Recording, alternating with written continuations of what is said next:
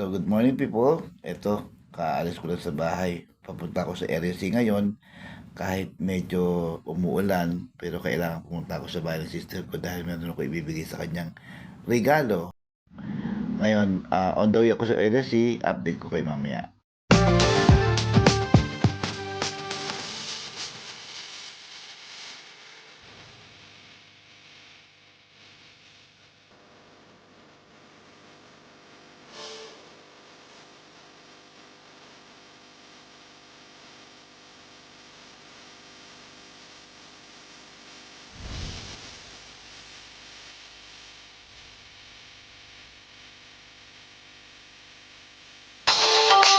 At so finally, nandito na ako sa lugar niya. Tinawagan ko siya, lalabas yun.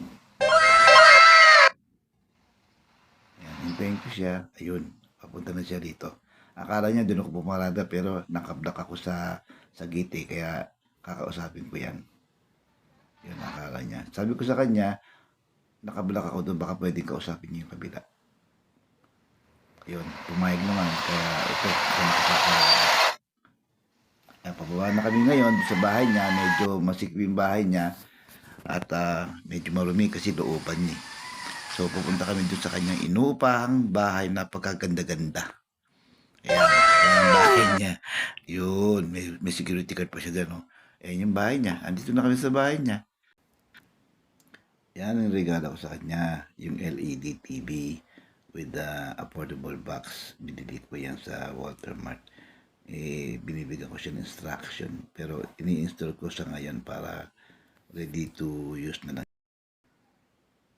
Ang hirap kasi ipaliwanag kay Kasaya kaya sinusulat ko na lang kung anong gusto niyang channel.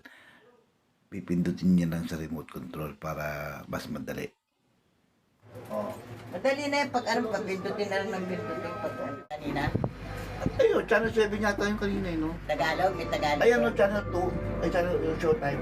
May mga Tagalog yan. Ayan oh, galing oh. Tapos na ba Showtime? Ano oras na ba? Tapos na 2:30? tatapat ka na. 2:30 na? Baka Tagalog na yan, badi. Tagalog na nga oh. Yan maganda. Oh, Ito lang. Ito lang, wala na. Meron pang iba dyan eh. Oh, ito Uy, may ayuda pa. Coming from Mike. Swerte. Okay, bye-bye. Uwian na.